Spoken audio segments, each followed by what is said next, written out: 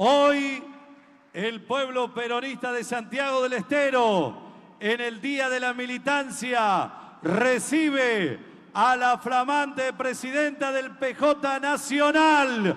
Habla la doctora Cristina Fernández de Kirchner.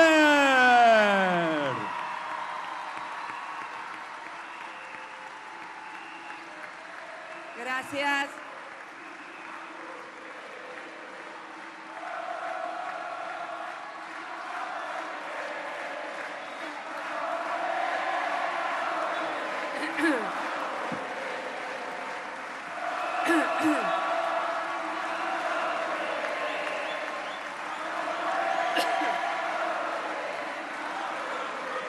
Muchas gracias.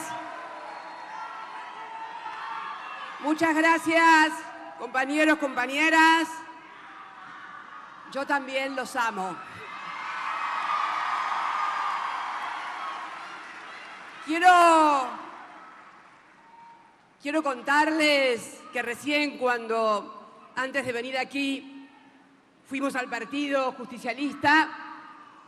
Había un montón de periodistas en la puerta, inclusive de aquí de Santiago, esperándome, y uno de ellos me preguntó, ¿por qué el primer lugar es Santiago? ¿Por qué vengo a Santiago?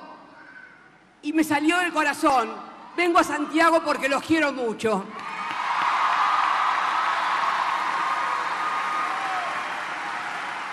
Pero además de quererlos, como les dije a los compañeros recién en el partido, vengo también a darles las gracias. A darles las gracias porque Santiago del Estero acompañó más que nadie en toda la República siempre a las propuestas que vinimos a hacerle a los argentinos desde el año 2003.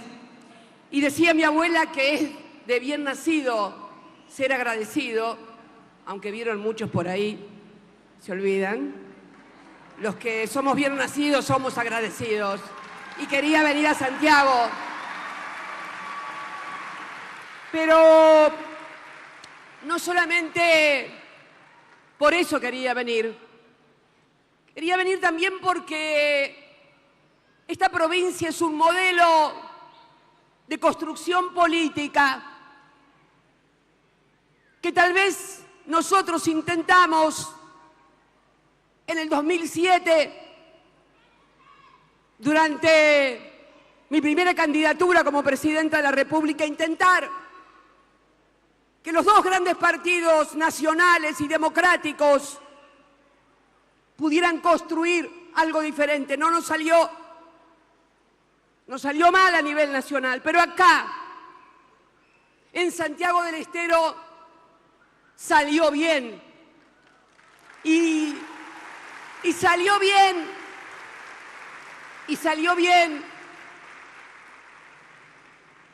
porque desde el año 2004 al año 22 fue Santiago del Estero la economía provincial que más creció, un 96%. Salió bien, porque a la par que la economía crecía, también fue la provincia que más bajó el índice de necesidades básicas insatisfechas. Y salió mejor todavía,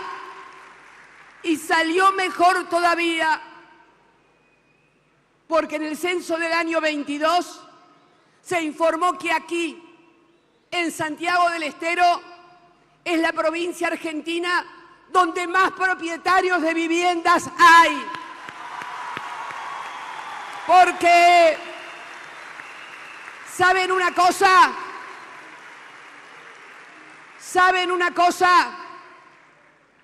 A los peronistas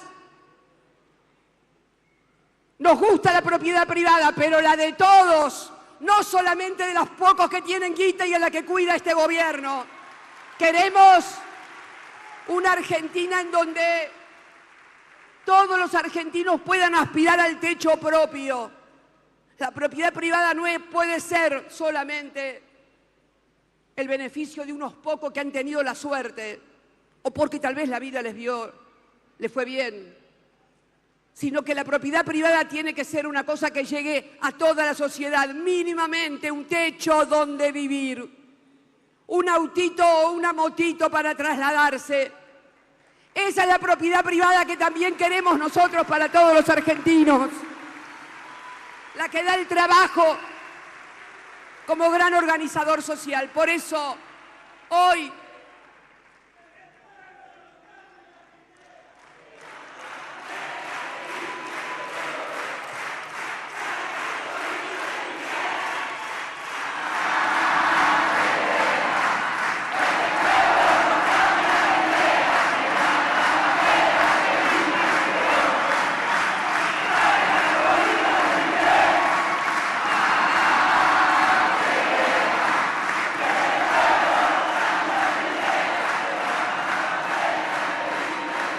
la verdad que además hoy es un día muy especial también para nosotros los peronistas, ¿no? Hoy conmemoramos ese 17 de noviembre de 1972, cuando Perón, después de 18 años de proscripción, retornaba a la patria, 18 años proscripto. Se fue en medio del odio que significaba tirar 14 toneladas de bombas en la Plaza de Mayo. ¿Se acuerdan de aquella famosa 14 toneladas de piedra que decían que se habían tirado en la Plaza de Mayo? Bueno, 14 toneladas de bomba tiraron en una Plaza de Mayo un día hábil de trabajo, en donde deben haber muerto centenares de argentinos que eran o peronistas o antiperonistas o radicales. El odio. Después le robaron el cadáver de la esposa a ese presidente. Yo por eso quiero que podamos nosotros mirar la historia en todo su derrotero, para que no nos quedemos con la fotografía del hoy. Tal vez la fotografía del hoy no sea más comprensible si vemos la película y la historia completa. Esto es clave para entender lo que nos pasa. ¿Qué fue lo que despertó? Hoy se habla, vos decías recién, Gerardo, el odio, hoy se habla a menudo del odio en las redes, pero ¿se imaginan el odio que hay que tener para bombardear a su propio pueblo o robar el cadáver de una persona? Mucho, muy grande. ¿Cuál era el odio? ¿Por qué ese odio con el peronismo? ¿Acaso el peronismo cuando llegó en el 45 lo hizo en medio, no sé, como fue la revolución? No, la revolución rusa, por ejemplo, no. El peronismo, compañeros y compañeras, llegó porque hacía ya más de una década que se había caído el modelo agroexportador por su propia inconsistencia y porque además, después de la crisis del 30, Inglaterra le soltó la mano a la Argentina. Esta es la verdad de la milanesa. Yo lo escuchaba el otro día, lo leía porque no lo había escuchado, lo leía al presidente que en una cena donde cada uno que fue pagó 25.000 o 40.000 dólares, vieron que va a lugares donde solamente hay multimillonarios, ¿no? No se equivoca ni por equivocación de ir a una escuela, a un comedor, a una pyme, a una universidad, a un sindicato, no. Siempre donde son pocos y multimillonarios, no es casualidad. Hoy el presidente que nos quiere vender de vuelta el modelo agroexportador y nos dice que la Argentina esa del principio de siglo. Por favor, contradicción básica con su propio discurso cuando dice que la revolución industrial redujo la pobreza. Claro que es cierto que la revolución industrial redujo los niveles de pobreza. El problema es que en la Argentina no había revolución industrial. En la División Internacional del Trabajo, los que dirigían el país nos condenaron a ser la granja productora de materias primas sin valor agregado, donde 4 o 5 se llevaban todo y el pueblo estaba muerto de hambre. Eso fue lo que se cayó. Aquel modelo agroexportador, que era agroexportador de carne, de lana, de trigo, hoy quieren agregarle gas, petróleo y minería, pero todos sabemos que no genera trabajo. Todos sabemos que es para una Argentina de pocos, de 7 u 8 millones, y el resto la ñata contra el vidrio y a llorar a la iglesia. Este es el modelo que hoy nos quieren vender como exitoso, ¿en serio? Pero si ya lo vivimos. Lo vivimos con la tablita de Martínez de Oz. Lo vivimos durante la década de los 90, porque digámoslo con todas las letras, así como Perón y Evita llegaron para suplantar, para reemplazar a ese modelo agroexportador que se había agotado mucho tiempo antes de que llegara el peronismo. Se les cayó en el 30, cuando se armó el acuerdo de Ottawa del Reino Unido. ¿Saben qué hicieron los ingleses cuando vino el crack mundial? Se reunieron en Ottawa y dijeron que iban a dar preferencia para comprar únicamente lo que producían sus colonias. Acá fueron y firmaron un pacto Roca-Rusiman donde fue tétrico. La muerte del senador Bordaberry se debe precisamente a esos negociados. Esta es la verdad de la milanesa, compañeros. El peronismo no vino a echar a nadie. El peronismo vino a llenar el espacio que había dejado un modelo que se caía a pedazos y que generaba miseria en el pueblo. Y lo hizo con alegría. Y lo hizo con alegría, como siempre tenemos que hacer los militantes. Y después, nosotros, en el año 2003, vinimos también a reemplazar a ese modelo que se había erigido en el país en la dictadura en 24 de marzo del 76, que Alfonsín no pudo desarticular, no pudo desarmar, que después se profundizaron con las políticas neoliberales de los 90. No les voy a contar nada, los que están acá lo saben todos. Cuando se cayó el país en el 2001, fíjense, se cayó el país y estaba todo privatizado. Estaban privatizadas las jubilaciones, estaban privatizado YPF, estaba privatizado aerolíneas, estaba privatizado el gas, la luz, no había empresas estatales y sin embargo el país se cayó y nos dejaron 39 muertos en la Plaza de Mayo y unos cuantos bonos que después tuvimos que pagar los otarios que vinimos después. El peronismo es como que llega siempre para sanar los desastres económicos que nos hacen en nombre del libre comercio y de la libre empresa. Esta es la verdad de la milanesa y de la historia. Y por supuesto, cada dirigencia responsable, como fue Perón, de darle dignidad a los trabajadores, de lograr que por primera vez los trabajadores tuvieran la participación 50-50 entre capital y trabajo.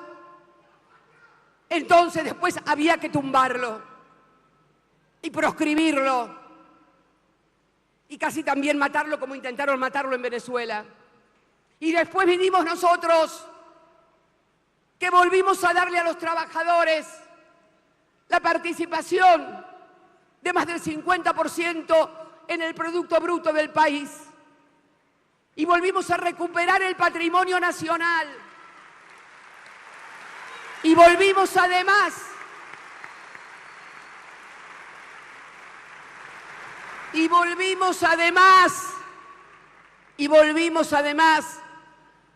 a recuperar las FJP. Me acuerdo que cuando se cayó el mundo en el año 2008, para los que atacan al Estado, les recuerdo que en el 2008 se cayó el mundo y no se cayó por el rol de los Estados, se cayó por el sector privado, por los bancos que se quedaron con la guita y quebraron, por la gente que le ejecutaban las hipotecas, y fueron los estados los que salieron a suplir en el mundo y acá también en el país. Yo quiero recontarles, o recordarles más que contarles.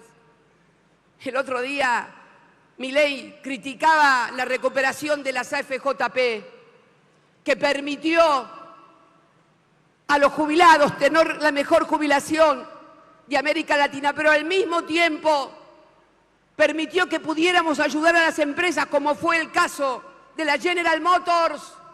General Motors. Miren, si alguien me decía a mí cuando yo estaba en la universidad que iba a ser presidenta de la República y que además le iba a dar un préstamo de 70 millones de dólares a la General Motors, yo digo, este tipo está mamado. ¿Qué me está diciendo? Y esto pasó en la República Argentina, compatriotas.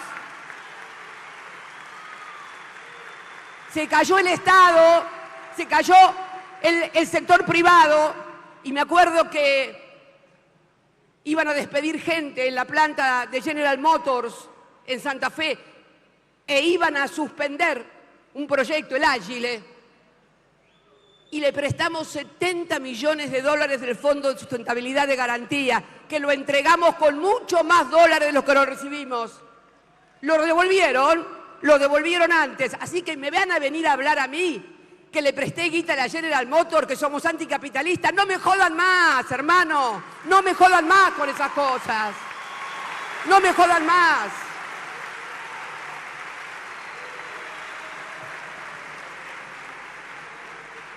Fue el Estado el que hizo frente al crack financiero que significó el 2008. Y fuimos también nosotros los que pagamos el Bodén 12, que era la guita del corralito, ¿se acuerdan?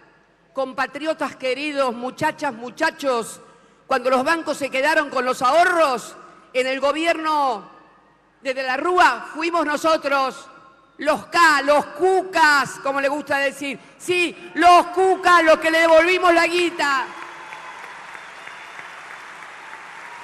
En 8 cuotas. Y fuimos nosotros los que desendeudamos al país y le pagamos al Fondo Monetario Internacional. Néstor lo hizo. ¿Ustedes creen que es casualidad que durante 12 años y medio hayamos tenido la evolución en los números del país que tuvimos? Porque no teníamos la tutela, ni las clases, ni las condicionalidades que nos imponen siempre. Esto fue lo que pasó. Y por eso, porque le pagamos al fondo, porque no nos bajamos los pantalones con los fondos buitres, porque los trabajadores volvieron a tener participación en el PBI, y también porque nos convertimos en un país ejemplo cuando enarbolamos las banderas de memoria, verdad y justicia para castigar las atrocidades de la dictadura militar. No me lo van a perdonar nunca. Y las condenas y la proscripción son el vuelto de esas decisiones. No me quejo, nunca soñé como militante política que iba a ser presidenta de la República y que además iba a formar parte de un proyecto que desendeudó el país. Nosotros marchábamos toda la vida contra la deuda y contra el fondo. Era casi una ilusión, una fantasía pensar que íbamos a poder hacerlo, y lo hicimos. Por eso, el castigo que me quieren imponer al lado de otros que sufrieron, quienes ya no están, quienes continúan desaparecidos, quienes continúan sin saber dónde están, el precio en definitiva es bastante poco y estoy dispuesta a pagarlo. No me van a hacer arrepentir de nada de lo que hice, de nada, de nada.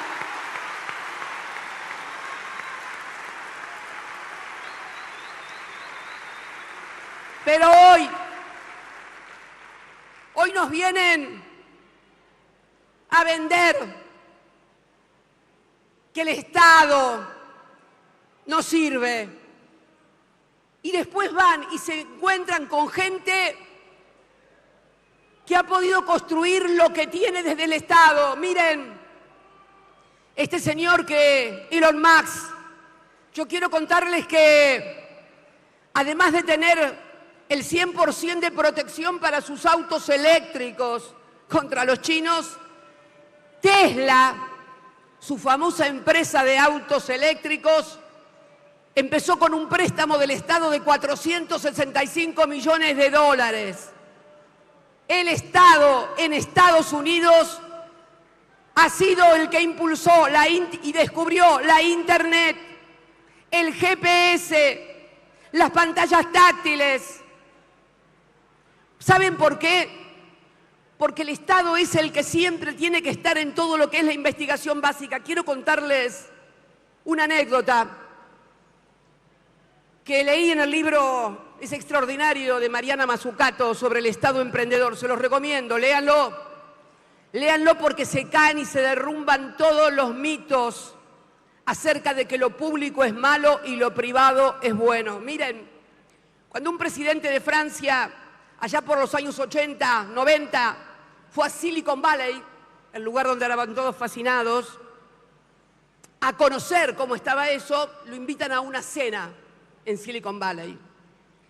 Y entonces se levanta un ejecutivo de los de capitales de riesgo, un inversor privado de capital de riesgo, estamos hablando años 80-90, y le dice a Mitterrand, bueno, acá estamos nosotros, los que somos el capital privado de riesgo, y en ese momento lo interrumpe un premio Nobel de Economía, Paul Berg, que había sido premiado por sus investigaciones en ingeniería genética, y le dice, lo encara al empresario y le dice, ¿dónde estaban ustedes en la década del 50 y del 60 cuando necesitamos financiamiento para la investigación básica? Esa investigación que nunca se sabe si va a tener éxito, pero es la que hay que hacer para poder luego llegar a la investigación aplicada, que es donde aparecen los inversores. En la básica no están nunca, en esa siempre está el Estado. Por eso hay que defender el CONICET, por eso hay que defender la Comisión Nacional de Energía Atómica, por eso tenemos que defender a nuestra comunidad científica. Nos quieren retornar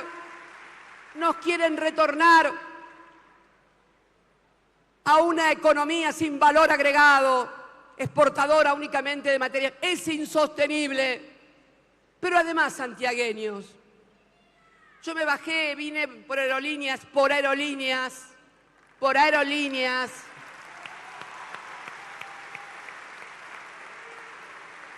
y bajé en las termas de Río Hondo. Y ahí vi ese increíble circuito para el GP internacional que construyó el Estado, que construyó el gobierno del compañero Zamora. Permítame decirle compañero, del compañero Zamora, al lado de un hotel fantástico, 5 estrellas, que sirve para que la gente que viene al evento pueda tener un lugar acorde con los estándares internacionales, y esto permite que Termas de Río Hondo tenga anclaje en el turismo internacional. Me acuerdo muy bien de esto porque yo lo acompañé a Gerardo cuando fue a firmar en París el tema del GP. Yo era presidenta, fue ahí, ¿no, Gerardo, que lo hicimos? Y después todo lo que se hizo. ¿Alguien imagina que Santiago sería lo que es hoy y lo que han logrado si el Estado no hubiera tenido un activismo importante como es el que tiene que llevar adelante cuando hay regiones que no tienen las ventajas que tienen otras regiones del país?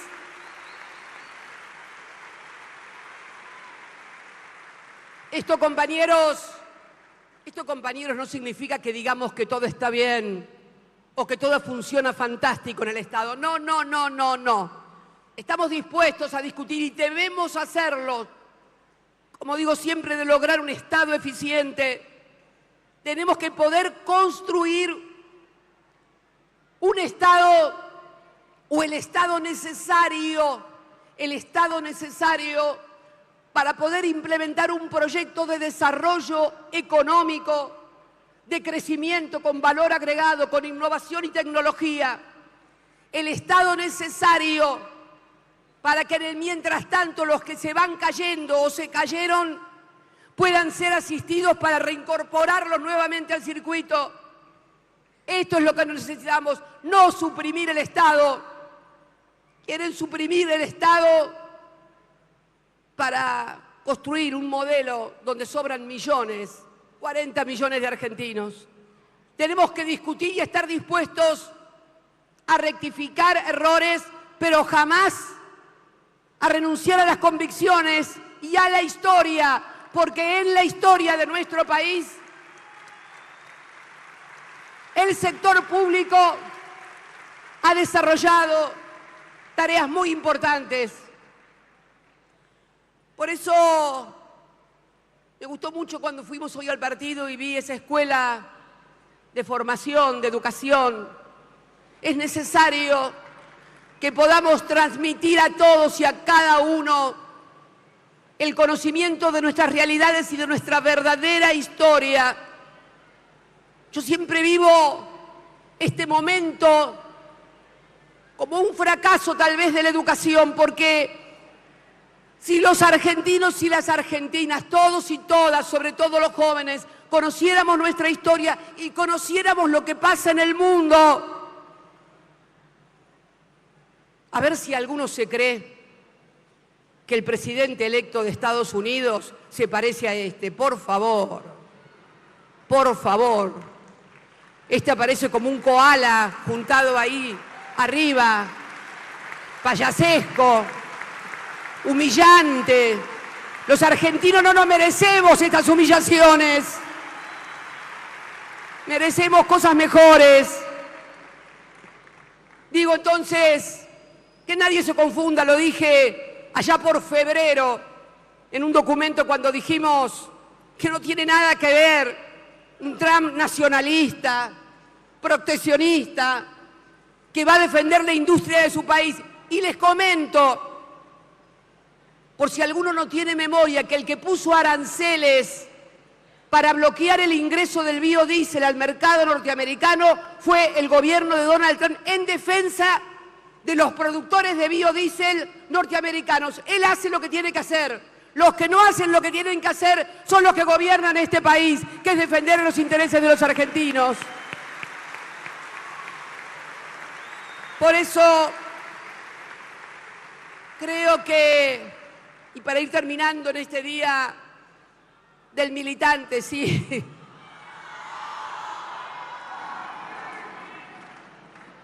No saben el calor que tengo, yo soy pingüina. No saben el calor que tengo.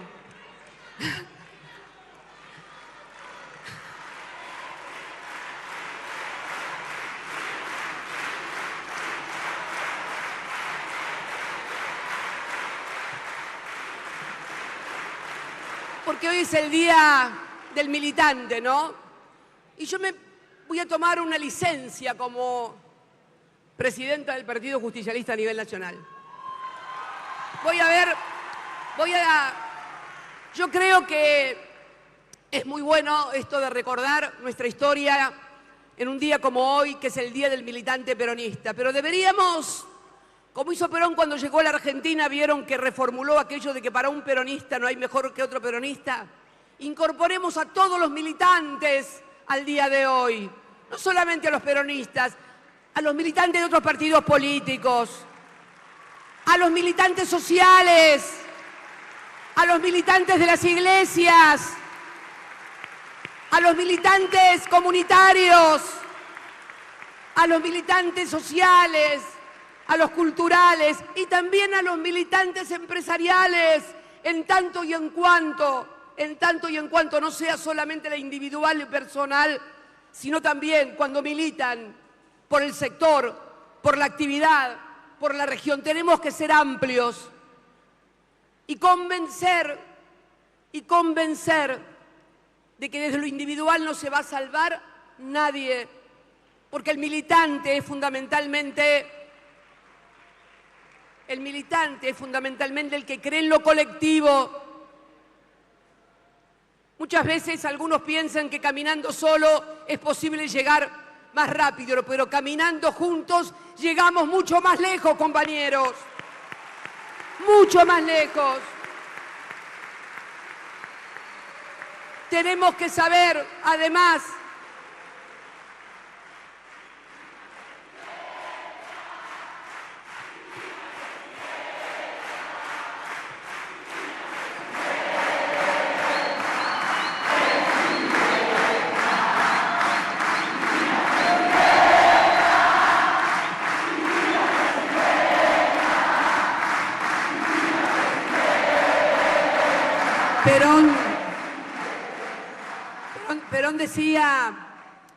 Perón decía que así como no hay hombre o mujer que escape a su destino, no debería nacer aquel que no es capaz de tener una causa noble y justa que justifique su paso por la tierra.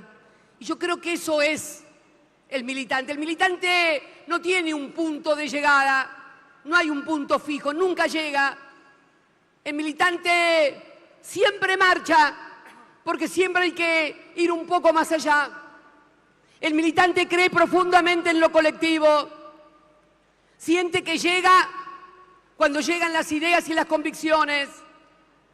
Esto es lo que anida en cada uno de nosotros y los que hemos abrazado, como en mi caso, la militancia desde muy jóvenes. La trascendencia de haber justificado nuestro paso por la tierra, que también tiene que ver con nuestra profunda condición de cristianos, de cumplir con el rol que cada uno de nosotros tiene en esta tierra. Por eso el militante sabe que no hay derrotas definitivas ni tampoco hay triunfos eternos. El militante sabe que no tiene el triunfo asegurado, no hay seguro de triunfo para la militancia ni para las causas políticas. Pero lo importante siempre es mantener en alto las banderas. Por eso, compañeros, ya que lo mencioné a Perón, voy a terminar con Néstor. Y Néstor